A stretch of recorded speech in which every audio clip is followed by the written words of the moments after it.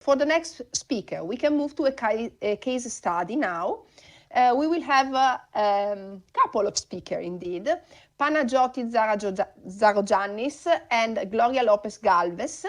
They will talk about one substance, one assessment approach using case study as an example.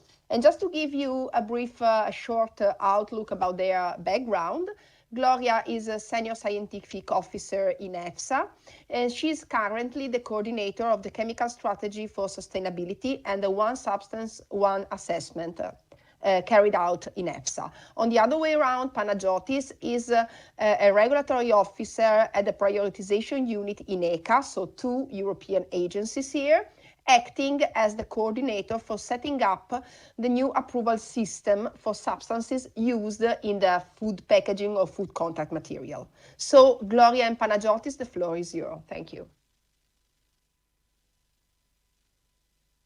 Thank you very much, Mrs. Chairman. Yes, we now will present, maybe if we want, another kind of dimension of the regulated products, a dimension that is for the moment work in progress, we can say.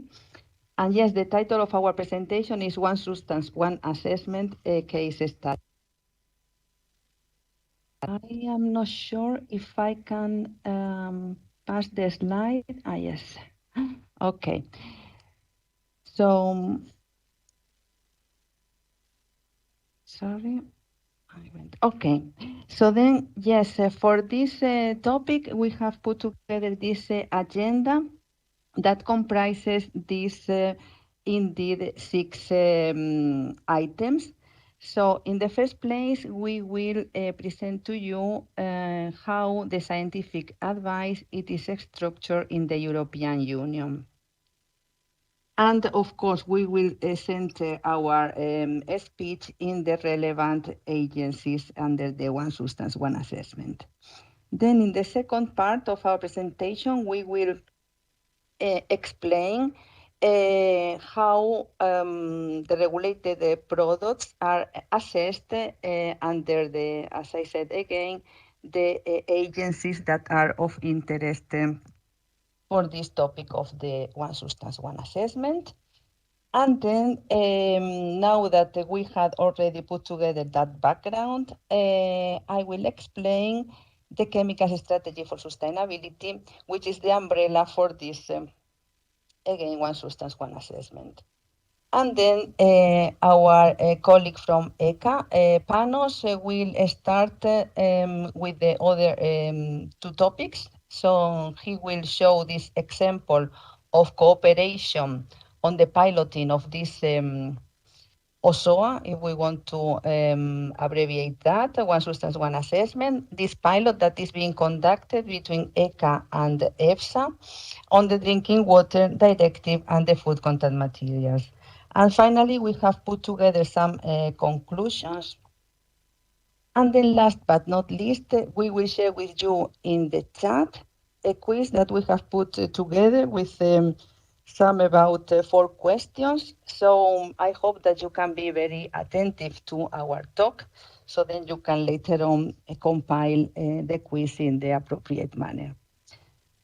Okay, so, and then let's start, as we said, explaining how the scientific advice is structured in the European Union. I think it's important to have this background, so when we are going to explain this One Substance, One Assessment.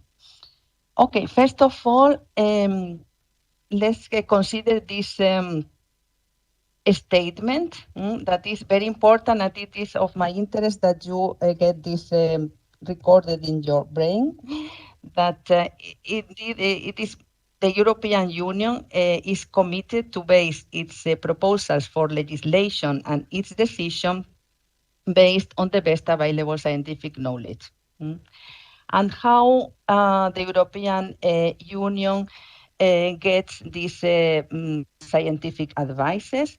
Well, it has been put together this structure of a total of 39 decentralized agencies. You can see the list in the right-hand side. The letter is very small, but just to say that these agencies cover a variety of topics, from railways to fisheries control to space, defense, etc., of course, including the food safety, the chemical safety, the medicine safety, etc.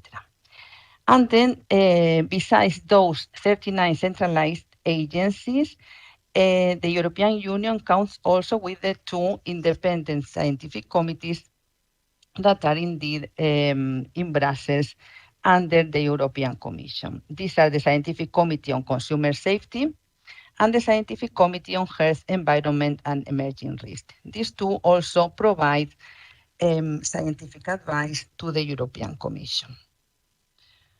Okay, so, and once we know that, let's center our attention in those agencies that I have already marked here with a different color, okay, in the right-hand side, which indeed comes in this slide. Okay, so then these are the agencies that are called the ENVI agencies. And why?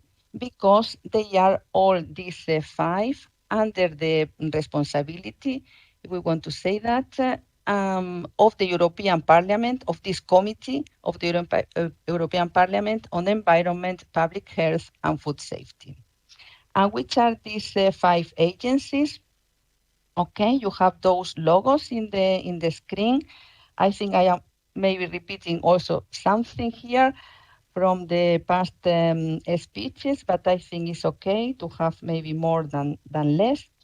Well, these 5 agencies are, first of all, we can see there the European Centre for Disease Prevention and Control, based in Stockholm, Sweden, as you can see in the right-hand side of the slide. Then it is ECHA, which is the European Chemicals Agency, based in Helsinki, and for which Panos is working.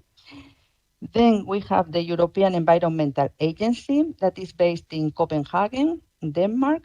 Then the European Food Safety Authority, the EFSA, and then the EMA, which is the European Medicines Agencies, based in Amsterdam, the Netherlands, currently. So I will not read the mission of all these 5 agencies. You have that text in the slide, and you can read maybe later on. But I hope that only with the names of these 5 agencies, you can have a good guess of what is under the remit of these agencies. And well, now I would like to center your attention on those 3 agencies, ECHA, EFSA, and EMA, that are here signaled with this arrow. And why is that? Because indeed these 3 agencies are the ones that are more relevant for this presentation, because the 3 of them are dealing with chemicals. And then, as I said at the beginning, this one substance, one assessment comes under the umbrella of this chemicals strategy. And well, this slide shows you in a very schematic and simplistic way what is this one substance, one assessment means. So let me indicate you this chemical, this copper oxide that is here in the left-hand side of the slide. As maybe you know, this copper oxide has many different uses. Like, for example, it's a compound to produce colors. It's also used in pyrotechnia, etc. It's also the precursors of many other copper-containing products. And as such, in the European Union, it has an authorization for all those uses. So here, within the 3 agencies that I said that are of interest for this presentation, we have ECHA, the Chemicals Agency, and the ECHA has assessed this product, has made an assessment of its safety as an industrial chemical And under 3 pieces of legislation, as in the legislation relating the classification and labeling and packaging, as a biocide, and also as other chemicals uses under REACH. Then under EFSA, it has been assessed as a food supplement, as a feed additive, and also as a plant protection product. And then in the European Medicine Agency, it has been assessed as a veterinary medicine. So then here you can see that for one substance, we have at the end 7 different assessments with the kind of risk that this may hold, like that we based our assessment in different data, or that they could be some kind of divergent, and so then there would be problems for the risk managers. So then the idea and what is behind this one substance, one assessment is that then in the future, it will be one assessment for this one substance covering all the various uses. Okay, so I hope this is clear. And now just to show you one example of one of those risk assessments that I have shown in the slide before. So we have this risk assessment that regards this copper oxide in its use as a feed additive. This is an assessment that has been done in EFSA in 2015. And so from that, we deliver this scientific opinion that covers indeed not only safety assessment, but also efficacy assessment, as Frank mentioned before. Okay, so then this risk assessment and this scientific opinion is publicly available in the EFSA web page. And so after the conduction of this risk assessment, the scientific advice, the scientific opinion, was submitted to the Commission and the member states, who, after a discussion in the appropriate committee, they consider appropriate to deliver this Commission implementing regulation in where it was granted the authorization for this specific list of copper compounds, including the copper oxide. It was granted the authorization for its use as a feed additive. Okay, so then these are these outputs that, they are already available in the internet for everyone, and that you can consult later on if you want. Okay, so now having said and presented this example, then we can go to the third part of our presentation. And this is to explain to you the background of this one substance, one assessment. And indeed, the umbrella is this chemicals strategy for sustainability. So this strategy is indeed one of the 8 strategies of the EU Green Deal, together, for example, with the Farm to Fork that other speakers have already indicated. And then this strategy was published in October 2020, and it comprises 5 main objectives that you can see in the slide. First of all, to promote the innovation for safe and sustainable chemicals in the European Union. We have talked about innovation before, and I think there will be another session dedicated to innovation the day after tomorrow. Then also another objective of this strategy is to provide a stronger legal framework in the European Union to address really high concerns regarding the environment and the human and animal health. Then another objective is to provide a comprehensive knowledge base on chemicals, of course, supported by research. as well as to indeed provide or being a model inspiring the chemicals management even at the global level. And then I left at the end this third objective that is here listed on the simplification and consolidation of the legal frameworks dealing with chemicals. So this objective counts with a total of 27 actions, all of them aiming to this one substance, one assessment. And so it means that this strategy indeed aims towards a toxic-free environment, and it is indeed a part of the European Union ambition on the zero pollution. This strategy has been allocated to the DGM and the DG Grow. So for those that don't know, DGM stands for DG Environment, and Grow indeed deals with internal market, industry, and entrepreneurship, and small and medium enterprises. And so, yes, as I said, this is the objective in where this third objective on the simplification and consolidation of the legal frameworks is the objective that is more relevant to the topic that we are presenting today. Okay, so then let's then focus our attention now on this objective of the simplification and consolidation of the legal frameworks towards this one substance, one assessment. And then I will show in the next, I think, 3 slides, some flashes of information of what this one substance, one assessment foresees. Well, first of all,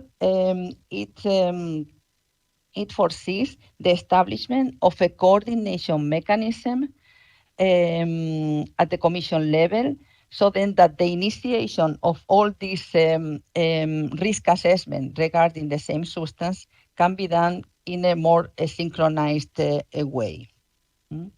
It also foresees the revision of these 2 main pieces of legislation regarding chemicals, like the classification, labeling, and packaging regulation, and also the REACH regulation. That is the basic regulation of ECA, and it stands for Registration, Evaluation, Authorization, and Restriction of Chemicals. So these 2 main pieces of legislation will be revised. And then also it foresees removing legislative obstacles that do not allow us in the present to reuse data from other legislative frameworks. So, still with these flashes of information, I can tell you that this one substance, one assessment foresees the reattribution of technical and scientific work to agencies, work related to chemicals. It also foresees the review of the definition of nanomaterials, as well as the establishment of a repository of human and environmental health-based limit values in the European Union. It also foresees the establishment of an open platform on chemical safety that should be available for all the actors dealing with chemicals. And indeed, within this open platform on chemical safety, there will be also a tool for accessing relevant academic data that can be used under the regulatory, with the regulatory purposes. And then, last but not least, it also foresees the extension of the transparency of some of the transparency principles that Alexandra had explained to us before to other regulatory frameworks. So not only to the food and feed framework, but also to other regulatory framework. Like, for example, the extension of this verification of studies.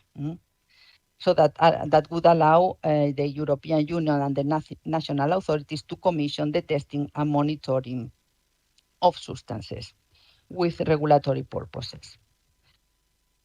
And then my last slide shows you what this one substance, one assessment will mean in terms of data and methodologies.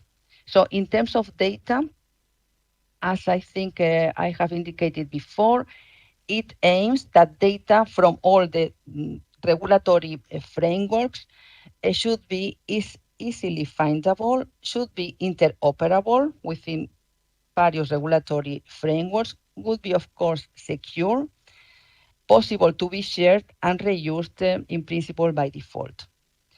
Then also, it also foresees the data to be made available in appropriate standardized formats, as this Euclid that Alexandra has explained before, and also to use as far as possible harmonized data, like for example, those that comes in this IPChem, that means the information platform for chemical monitoring. And then regarding the methodologies, it foresees to use in the risk assessments harmonized methodologies to the extent possible. And I think with that, I will give the control to our colleague from ECA, Panos, who will explain this pilot that we are running within for the implementation of this one substance, one assessment. And yes, I wanted to say that this is only one of the various pilots that we are running with ECA. So Panos, please. Thank you, Gloria. Hope I will be able to be given control soon.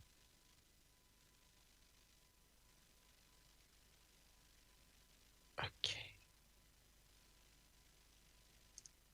I can see the pointer, but I cannot see how we can move to the next slide. Okay. Yes, thank you.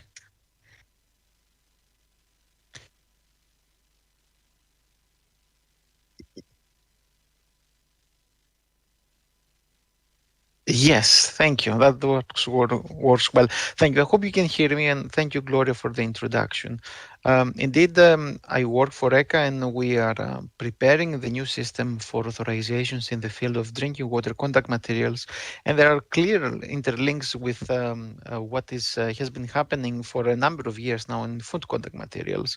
So this is clearly a very good example of how these synergies can be used to good effect to achieve the guidance and the goals of the chemical strategy for sustainability. So a few words a little bit at the beginning about this new directive, which is actually a recast as a review of a previous directive on drinking water, this directive 2184 of 2020. The objective of the directive on drinking water is, of course, to protect citizens and the environment from harmful effects of contaminated drinking water and to improve access to drinking water. I must say that it covers many aspects of the user consumption of drinking water, but what is the focus of the work that ECA is doing is Article 11. Article 11 is trying to introduce European positive lists of substances, compositions, and constituents that can be safely used in materials that are coming into contact with drinking water. And the aim there is, of course, to ensure that the water we drink is safe, but also the function of the internal market. And we will see in a moment that this is not very different to what the starting points and the goals of the food contact materials legislation is. So if I move to the next slide, just to go into what food contact materials are all about, there is a legislation in the EU that tries to control the exposure of consumers from chemicals that come into from contact with food, and that includes packaging, of course, and other items that we use to consume food, like tableware and kitchenware, and of course, what equipment is used by professionals into manufacturing, preparing, storing, and distributing the food we consume. There is this framework regulation, the FCM regulation of 2004, that explains that materials should not be transferring their components into food in quantities that would cause problems to human health, and or perhaps change the composition or properties of the food we consume.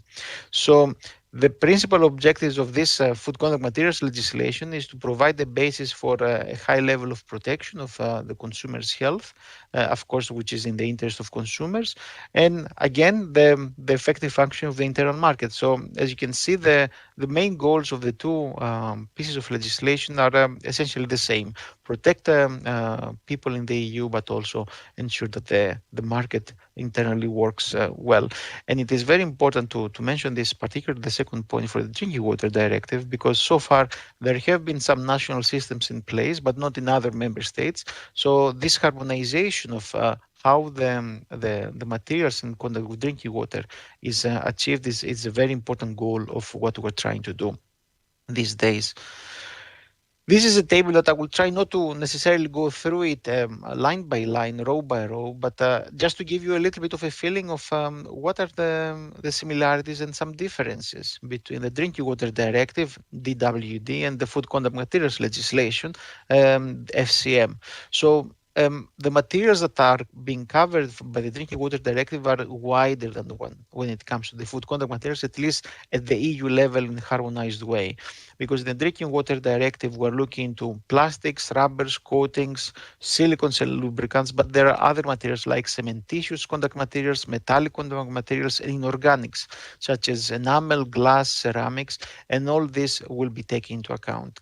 For the food contact materials, we have at harmonized level and on the EU level, plastics and coatings and multi-layer materials. So the Drinking Water Directive goes beyond that, but the food contact materials, which is actually is up for renewal as well, will expand its scope in the future. When it comes to the medium through which we have exposure of the consumers, of course, in the case of the Drinking Water Directive, we have water which becomes food in the legislation after the tap. And on the other hand, the food contact materials, we don't have only food, of course, we have a very great variety of foodstuffs that need to be taken into account, which makes obviously the assessment of migration a bit more complicated because we have very a greater variety of materials into which foodstuff rather than into which chemicals may migrate into.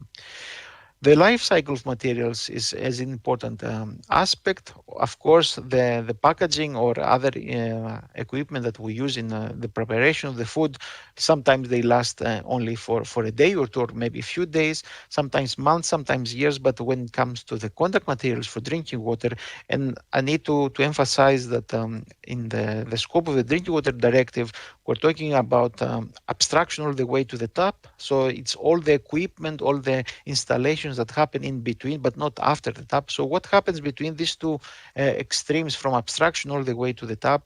We have equipment that would stay in place potentially for many decades. There are very old pipes, for example, within buildings that are only repaired when something goes wrong or when the building is demolished, but could potentially stay there for a very long time. And that's why the aging of materials is very important and perhaps a bit more important in the scope of the Drinking Water Directive as opposed to the food contact materials. Now, for the when it comes to the substances, which is very obviously the focus of what ECHA will be doing in the scope of the Drinking Water Directive, is we're generally looking into substances that have been registered under the REACH regulation. And the one important point that I think we will be mentioned in the coming slide is that the Drinking Water Directive tries to create positive lists that will incorporate the plastic food contact materials union list. So we go beyond the food contact materials, but we do take into account the list that the food contact materials legislation has already in place. And when it comes to the timing, of course, the directive was adopted in 2020. It came into force, the Drinking Water Directive, in January 2021. And the operational phase, when the new system of approvals of substances, of compositions, of constituents will start in 2025. And we expect the first applications to arrive at ECHA around that time.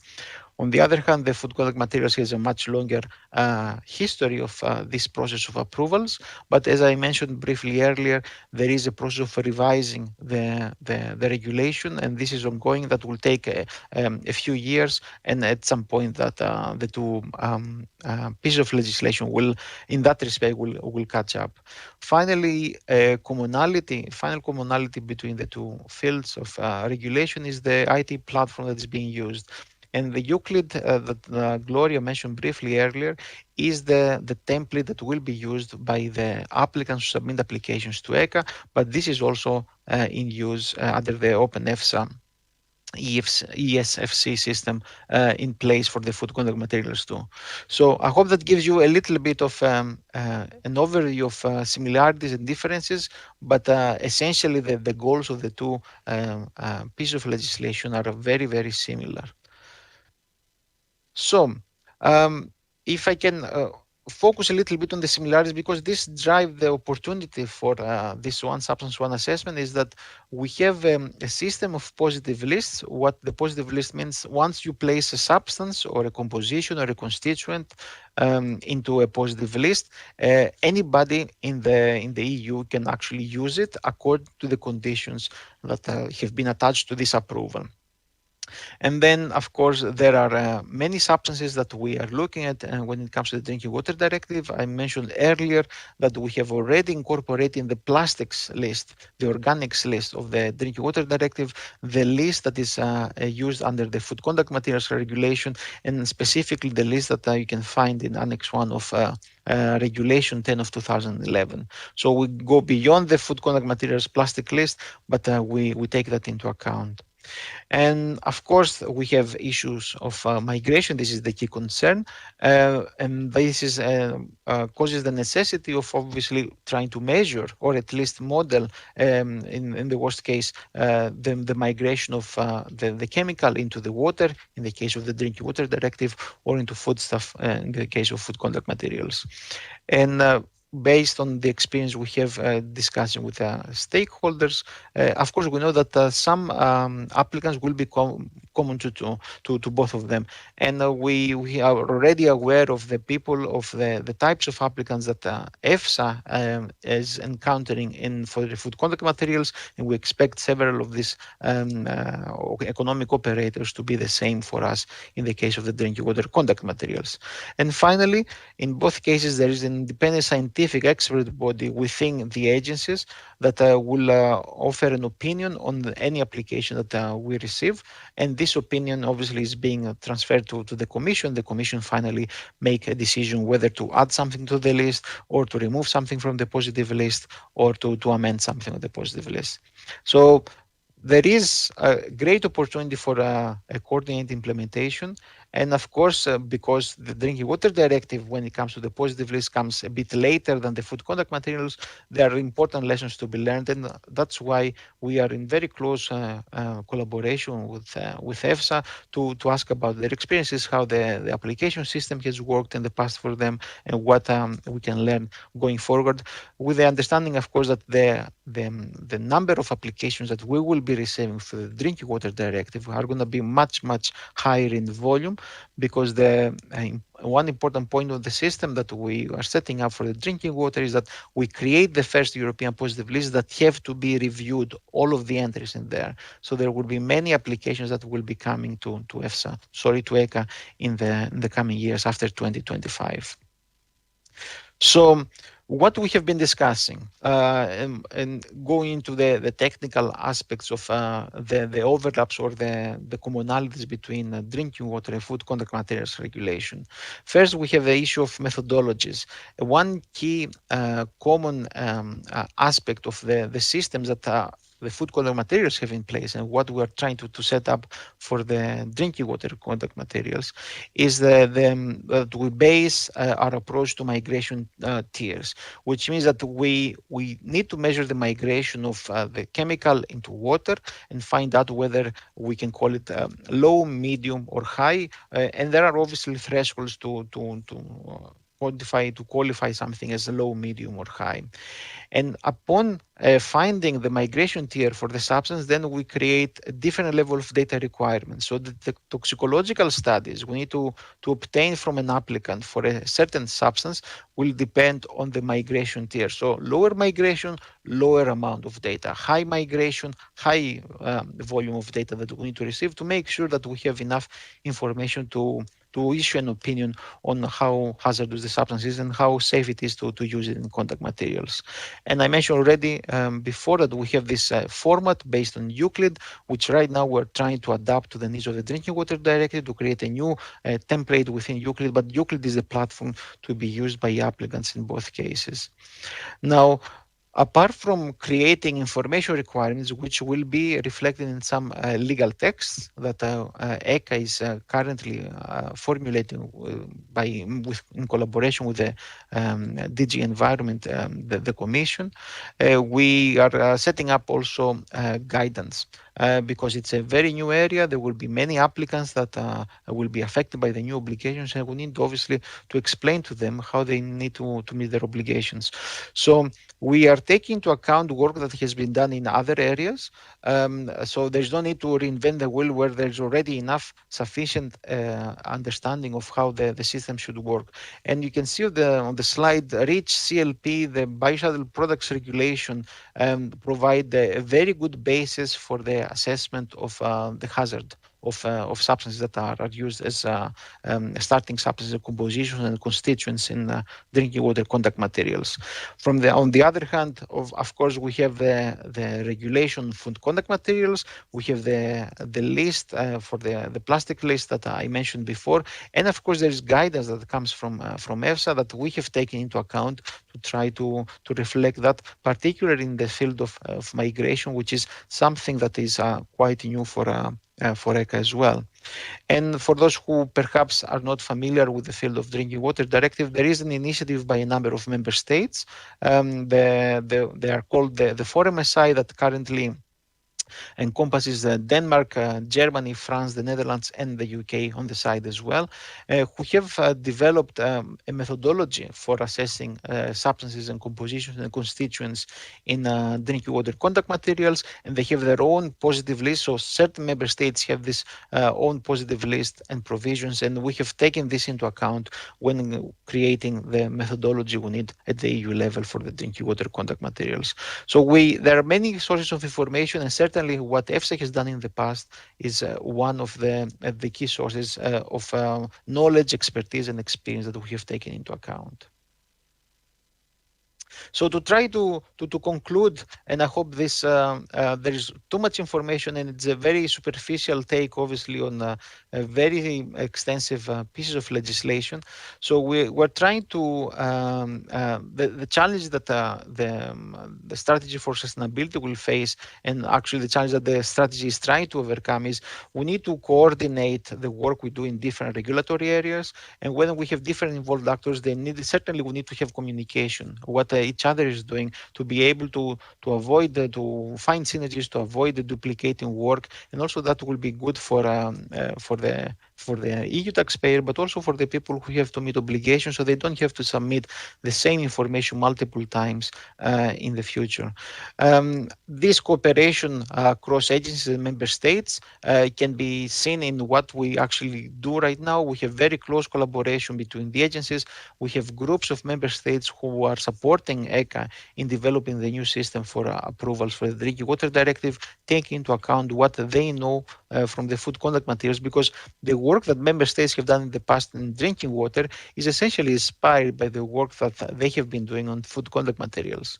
The data that we generate, and there will be a significant volume of them, will, as Gloria mentioned, needs to be interoperable, reusable, and as a starting point, using the same platform means that information that is collected from one route can be used somewhere else without a need to translate into something that somebody else can use. And the methodologies, we have tried to make them harmonized. We have seen the approach that EFSA is taking when it comes to migration tiers. We have mirrored that, and we have tried to develop methodology that not only will be similar between which will work in the favor of the work of the agencies, but also the applicants themselves will be familiar with, they will be able to meet their future obligations a bit more easily. The overall structure is aiming to promote safe and sustainable by design chemicals. The provisions that will be included in the Drinking Water Directive, like in the food contact materials, will aim to make sure that substances that are actually causing harm, they're being replaced gradually by other substances which are safer, and of course the protection of consumers, vulnerable groups. In the case of the drinking water and of food, of course, we have all sorts of different groups are being involved. We have pregnant women drinking water, we have children drinking water. It's not only a case of that we have perhaps sometimes in the chemical risk management, that we focus on workers, but we now try to focus across the scope of all the people who are obviously have some relevance to drinking water and food, and a generic approach that actually does not wait for a complicated risk assessment to be taking place, but also when we are certain about the hazards of the substance, to take a more decisive and quick approach to that will be reflected in what we do for drinking water contact materials. For example, for carcinogens, mutagens, reprotoxic substances that have a harmonized classification, we are going to take a more direct approach to try to eliminate them from their use in contact materials for drinking water, rather than try to go through a very convoluted process of assessing the risk to end up with the obvious conclusion that they should not be used. And with this, I will, in mindful of the time that we have overused a little bit, I hope it was useful. I'm sure it went too fast, but if there's any question, yeah, we'll be very, very glad to take it. And I'm sure Gloria will do the same as well.